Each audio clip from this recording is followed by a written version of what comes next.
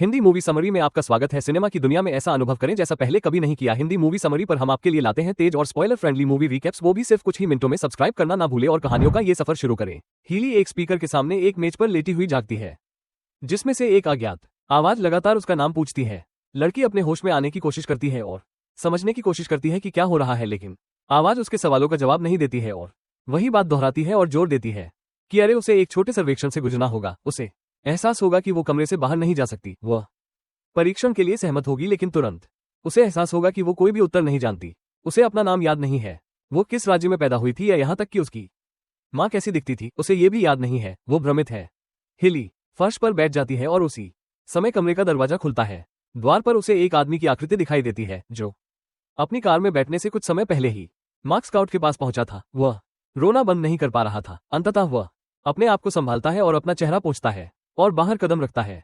फिर बड़ी लोमेन कंपनी की इमारत में काम करने के लिए जाता है, जैसे कि लॉकर रूम में कुछ भी नहीं हुआ।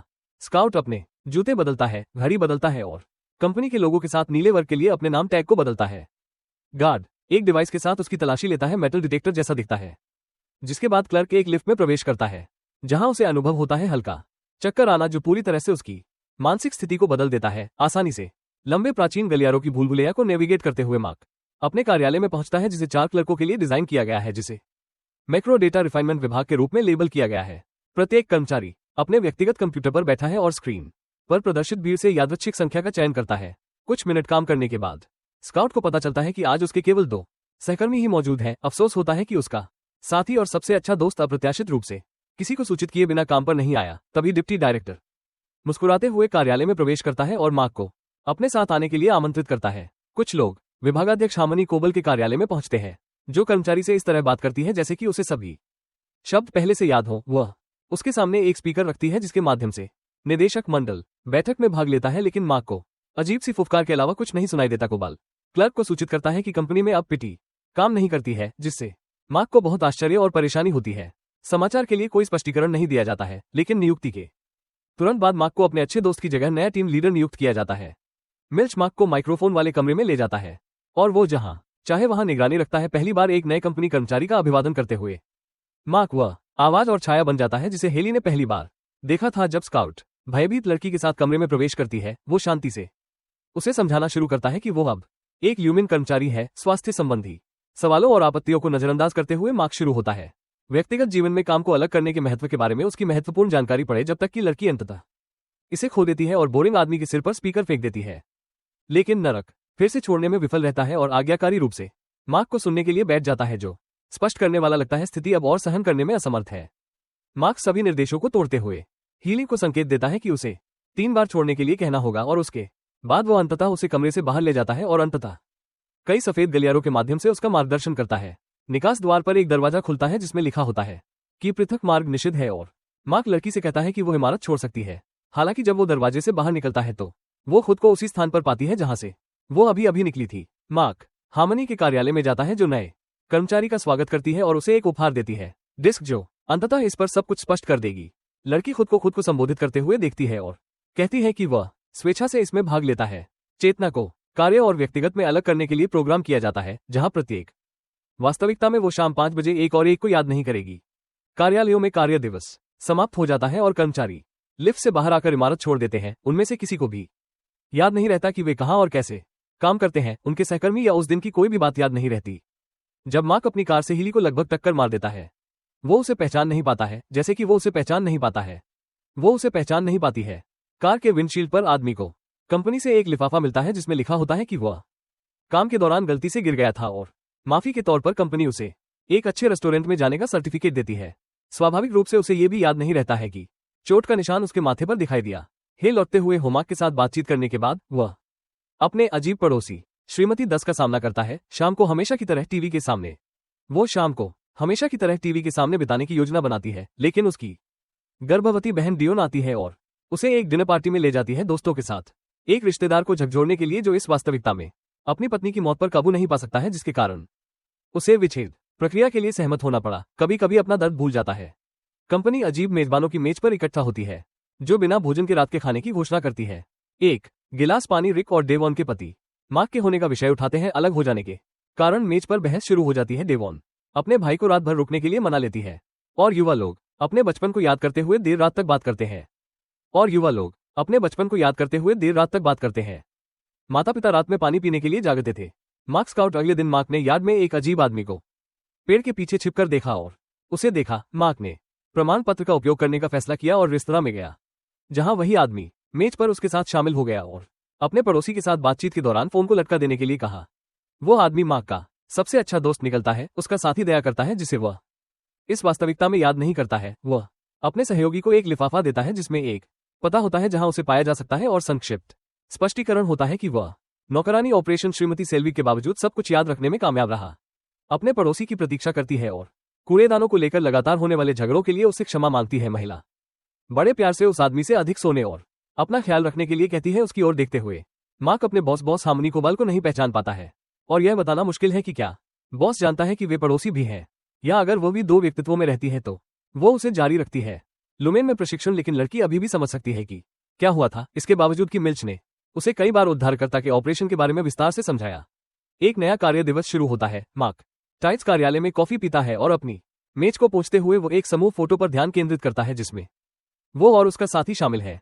जब सभी कर्मचारी कार्यालय में एकत्र होते हैं तो मार्क हाई को समझाता है कि उनके काम में क्या शामिल है। वो अपने सभी 4 डेस्कों से समान तस्वीरें इकट्ठा करता है और उन्हें एक कोठरी में छिपा देता है ताकि अपने लापता दोस्त को लेकर परेशान न हो। नंबर खोज रही है, लेकिन वो बैठ जाती है और काम के दिनों में दूसरों के साथ मॉनिटर को घूरती रहती है। लड़की को पता चलता है कि उसका दूसरा संस्करण जो लुमेन के बाहर रहता है उसे एक्स्ट्रा कहा जाता है, लेकिन उसके साथ संवाद करने का कोई तरीका नहीं है क्योंकि प्रवेश द्वार पर गार्ड है। किसी भी टैक्स कोड की जांच करता है। मिल्च टीम को एक नियमित खेल के लिए इकट्ठा करता है जहां प्रत्येक प्रतिभागी उन सभी चीजों के बारे में बात करता है जो उन्हें याद है और साथ ही बैठक में उनकी भावनाओं और भावनाओं के बारे में भी बात करता है। मार्क दया के बारे में अपनी चिंताओं को साझा करते हुए कहता है कि वो नहीं जानता कि उसका दोस्त भी है या नहीं।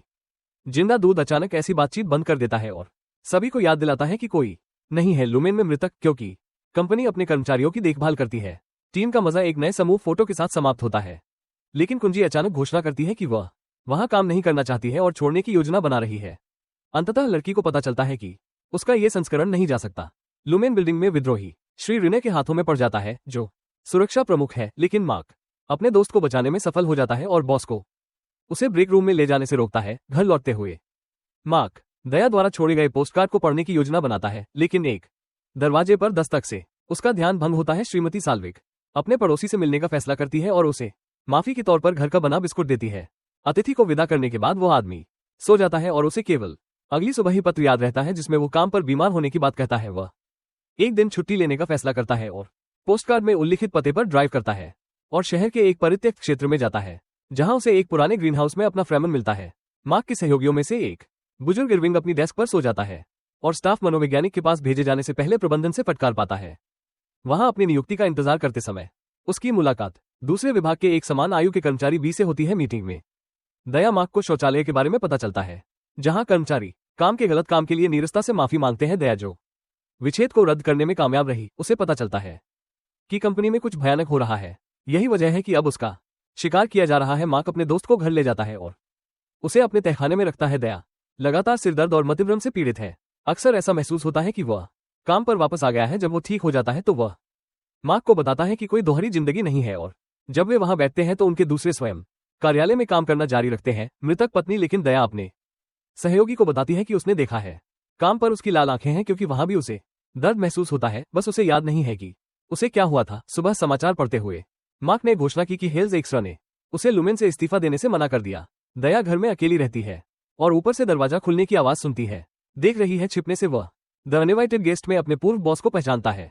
हीली लगातार अपने अतिरिक्त को एक नोट देने की कोशिश करती है, लेकिन मार्क ध्यान से लड़की को देखता है और यहां तक कि जब वह संदेश के साथ एक पेन कैप निगलने का फैसला करती है तो वो उसे सूचित करता है कि डिटेक्टर ये दिखाएगा कि 2 अग्रणी गलियारे में इसे निकालने के लिए एक अप्रिय प्रक्रिया के लिए कार्यालय के कर्मचारी अपने सहयोगियों से मिलते हैं जिनके बीच भी इरविन का दोस्त है। पुरुष कुछ मानक वाक्यांशों का आदान प्रदान करते हैं और एक दूसरे को देखकर पलक झपकाते हैं।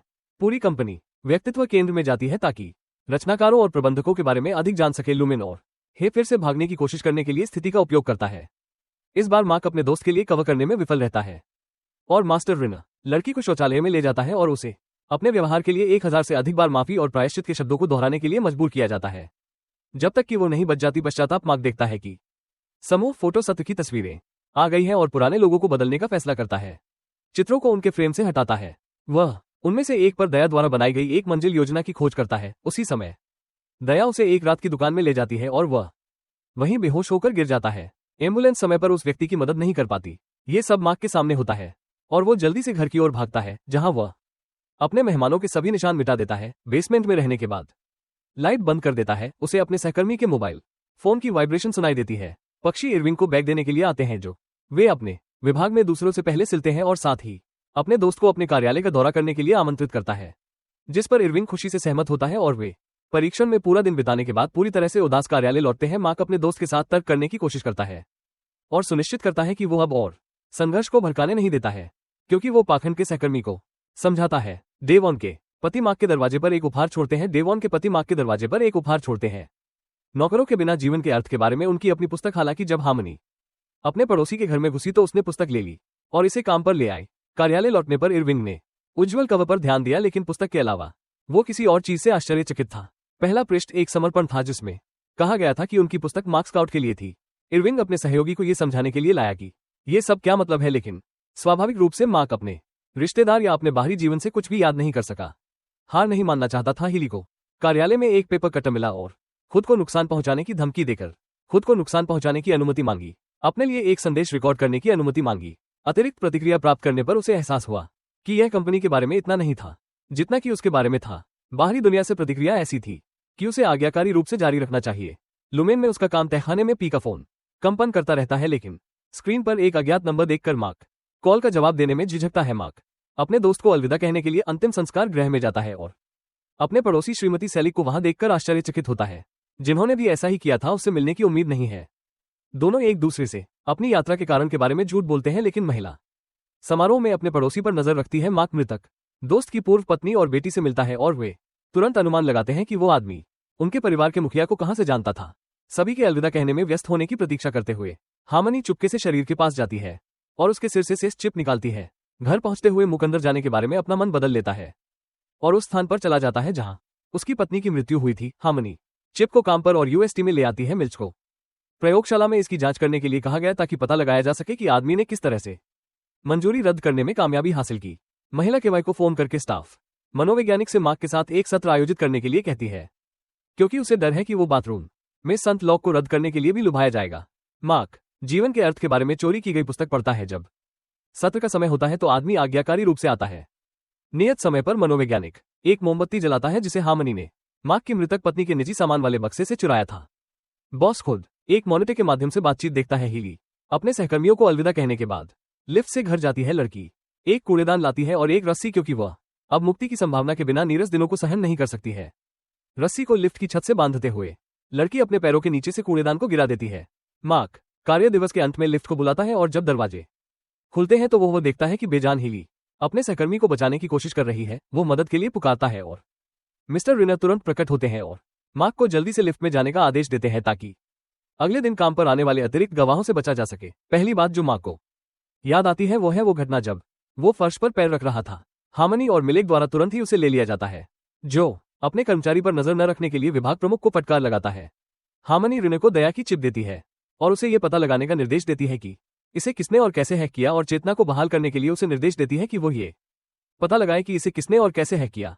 अलग हुए व्यक्ति ने पूछा कि क्या उसने निदेशक मंडल को हेली के बारे में सूचित किया था, लेकिन हार्मनी ने जवाब देने से परहेज किया। बाथरूम में बंद मार्क ने चोरी की गई किताब को पढ़ना जारी रखा, जो उसे काम के बाद तेजी से प्रेरित करती है। आदमी लॉकर से अपनी चीजें लेता है और कई देखता है। रिकेन से ध्वनि संदेश ये सूचित करते हैं कि डेवॉन जल्द ही जन्म देगी और हर कोई उम्मीद करता है कि भाई उसके साथ होगा। मार्क सीधे प्रसूति कॉटेज निपटान के लिए जाता है, अपने रिश्तेदार का समर्थन करता है। रिकेन के साथ बातचीत में वह उस पुस्तक के बारे में जानता है जिसे उसने अपने पोर्च पर एक आश्चर्य के रूप में छोड़ दिया था, लेकिन यह अपने मालिक तक कभी नहीं पहुंचा। डेवॉन कॉफी खोजने के लिए कॉटेज से बाहर निकलता है और एक अन्य गर्भवती महिला से मिलता है। भावी मां की बातचीत और उनके अजन्मे बच्चों पर चर्चा होती है, लेकिन डेवॉन को वापस लौटना पड़ता है क्योंकि उसकी बहन को सांत्वना देते हुए उसके संकुचन तेज हो जाते हैं। मार्क लुमेन और उसके इरादे के बारे में अपने संदेश साझा करता है, ये जानने के लिए कि कंपनी क्या कर रही है।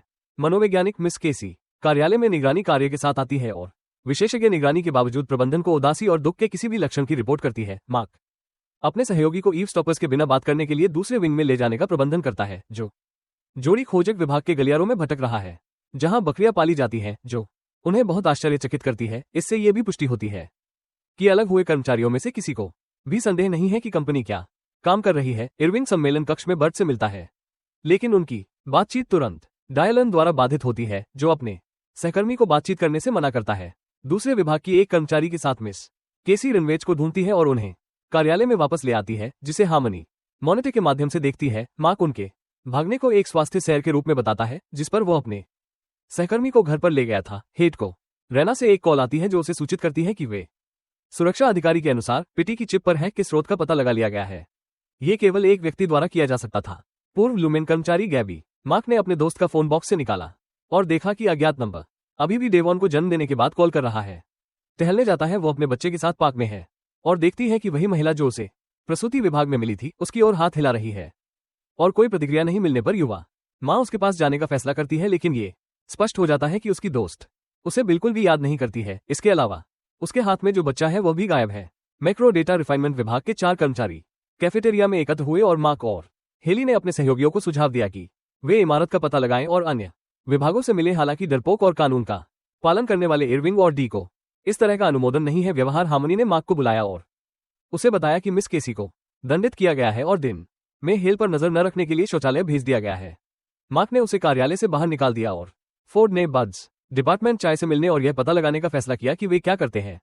सहकर्मी एक दूसरे से परिचित हो जाते हैं। डिलेन अपरिचित कार्यालय का पता लगाता है और दिलचस्प कार्ड पाता है। वह एक कार्ड अपनी जेब में डालने में सफल हो जाता है, इससे पहले कि एक दुखी दूधिया क्यूरियस क्लर्कों को कार्यस्थल पर वापस लाने के लिए आता है। कार्यालय में वापस आने पर ल्यूमेन एंथम को गंभीरतापूर्वक गाने के बाद हार्मनी द्वारा उनका स्वागत किया जाता है।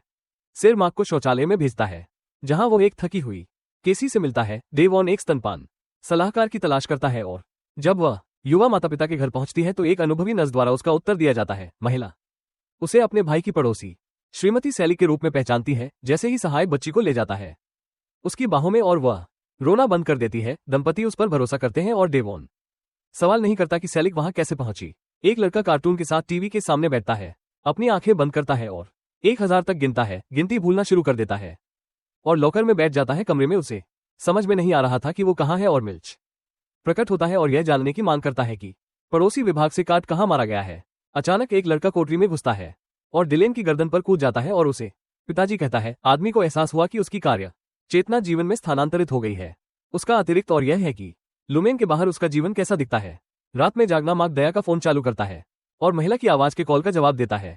इंस्टॉल और कॉल का जवाब देता है। एक महिला की आवाज समझती है और एक बैठक की व्यवस्था करती है। कॉलेज पहुंचने पर मार्क गैबी से मिलता है। वो व्यक्ति था जिसने चिप स्थापित किया था। सभी अलग हो गए हैं और अब वो बातचीत के दौरान स्थिति को ठीक करने की कोशिश कर रही है। रिना कहीं से भी प्रकट होता है, लेकिन महिला उससे निपटती है और समझाती है कि वह सभी के लिए खतरा है, दोनों को अलग करने की कोशिश कर रहा है।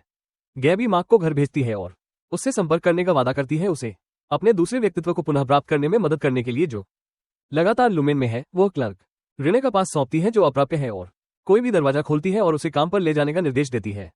उम्मीद करती है कि दूसरा मार्क समझ जाएगा कि इसका उपयोग कैसे करना है। काम पर पहुंचकर डायलन मलिक से पूछता है क्या हुआ और वो लड़का कौन था जिसने उसे पापा कहकर बुलाया। वो आदमी किसी और चीज के बारे में नहीं सोच सकता। ये महसूस करते हुए कि उसका जीवन कहीं और चल रहा है, पर्यवेक्षक ने सवाल को नजरअंदाज करने की कोशिश की और ये जानते हुए कि दी का पुरस्कार और प्रोत्साहन के प्रति प्रेम उसे विशेष वादा करता है। बोनस ये समझा रहा है कि यह एक यादृच्छिक सक्रियण था जो योजना से थोड़ा हटकर था।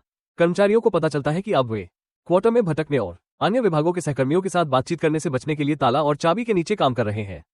हार्मनी एक सलाहकार के रूप में रोजाना डायोन के घर जाती है, लेकिन वास्तव में वो एक कप चाय पर मार्क के बारे में अधिक जानकारी इकट्ठा करने की कोशिश करती है।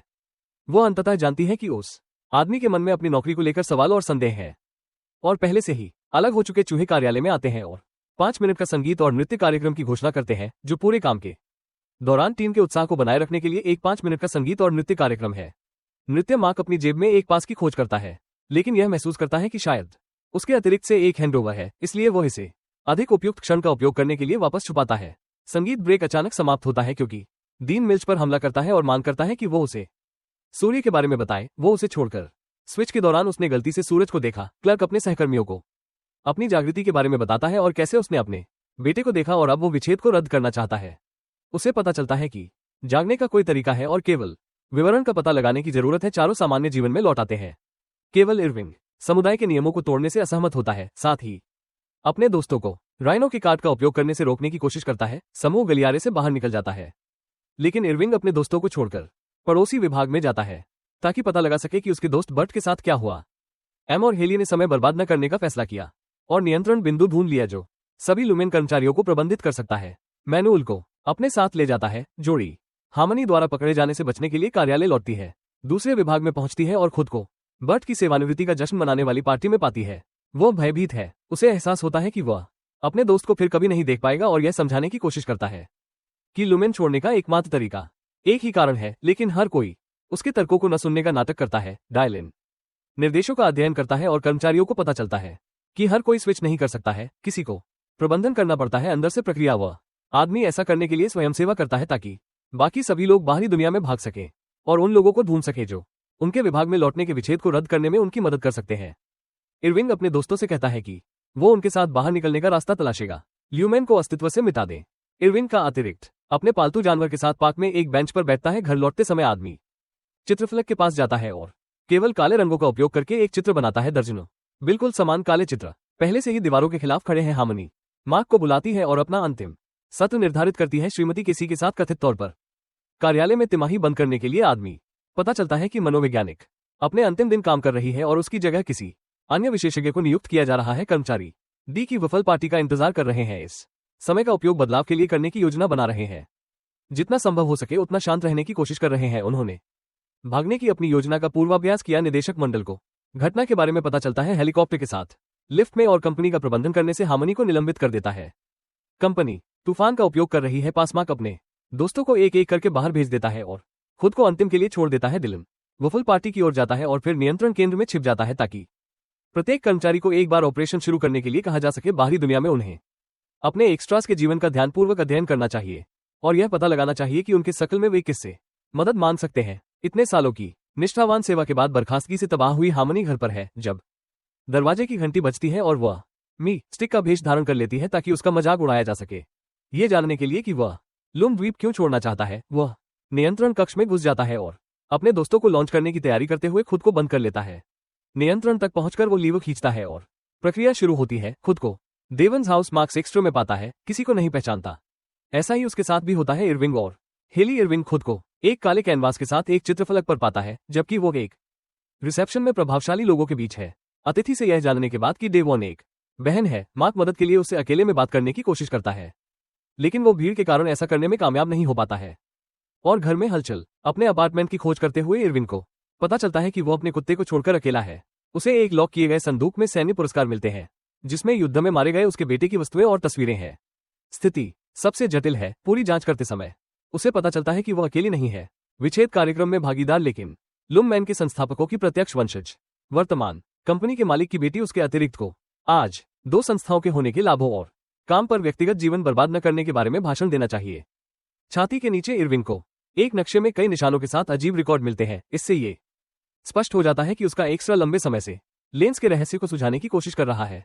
सब कुछ इकट्ठा करके वो कार की चाबियां पाता है और बर्ट के पास ड्राइव करने की योजना बनाता है जिसका नाम उसने नक्शे पर अंकित पाया था। डेवॉन के घर पर अतिथि ध्यान से सुनते हैं रिकन, लेकिन मार्क है मदद पाने में व्यस्त। अपने बॉस को देखकर वो तुरंत यह नहीं समझ पाता कि उसे वहां नहीं होना चाहिए। हार्मनी को उसके अंतिम नाम से संबोधित करते हुए वह अनजाने में खुद को और अपनी योजना को जल्दी में प्रकट कर देता है। वह हार्मनी और भ्रम को छोड़कर अपनी बहन के पास भागता है। डेवन बच्चे को उसे सौंप देता है फीडिंग असिस्टेंट और आखिरकार अपने भाई के लिए समय निकालती है जो उसे बताता है कि यह वास्तव में उसका एक और व्यक्ति है और डे को जाल से बाहर निकलने के लिए तत्काल मदद की जरूरत है। महिला पूरी तरह से समझ नहीं पाती है कि क्या हो रहा है, लेकिन वो मार्क को बताती है कि उसके भाई ने उसे पकड़ने का फैसला किया है। सर्जरी के बाद अपनी पत्नी जेम्मा की मौत के दर्द को बर्दाश्त नहीं कर पाना। हीली विशाल स्क्रीन पर अपना खुद का साक्षात्कार देख रही है जिसमें वह सेंस के लाभों की वकालत कर रही है। उसे चक्कर आ रहा है और वह शौचालय में छिप जाती है जहां उसके पिता उसे ढूंढते हैं और एक जीवंत और भावनात्मक प्रदर्शन की उम्मीद करते हैं। मार्क अपनी बहन से उसके बारे में पूछता है।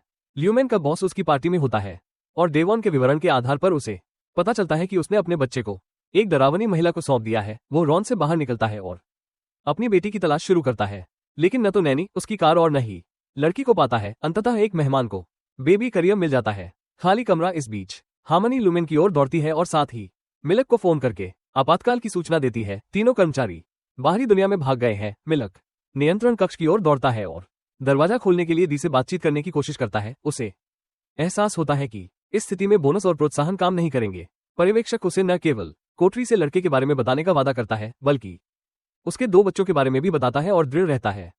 लेकिन दूधिया समझता है कि उसे कमरे में प्रवेश करने की जरूरत है, इसलिए वो बेल्ट डी काटता है और निर्दिष्ट पते पर पहुंचने में खुद को लो करता है।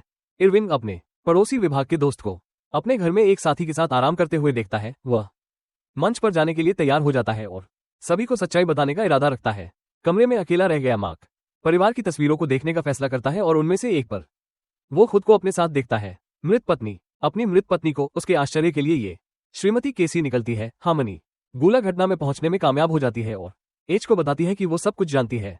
हेली अपने मालिक को अपनी योजनाओं के बारे में बताती है और धमकी के बावजूद मंच पर उतर जाती है। उसके दोस्त पीड़ित इरविंग ने कार से बाहर निकलने का फैसला किया और बर्ट के दरवाजे पर दस्तक देकर उसे लोमेन में काम करने के बारे में सच्चाई बताता है। मार्क अपनी बहन को बताता है कि उसकी पत्नी जीवित है और वह जानता है कि उसे कहां खोजना है, जबकि वे मंच से बोलना शुरू करते हैं और बताते हैं कि सेवरेंस के बारे में सभी मीठी कहानियां शुद्ध झूठ है और अतिरिक्त। उस पल में फंस गया दुधारू बेल्ट काटता है, नियंत्रण कक्ष में फंस जाता है और लीवर से दूर धक्का देता है। सभी बच निकलते हैं, अपने अतिरिक्त व्यक्तिगत जीवन की चेतना वापस करते हैं। धन्यवाद। हिंदी मूवी समरी देखने के लिए हमारे लेटेस्ट वीडियो के साथ अपडेटेड के लिए सब्सक्राइब करें।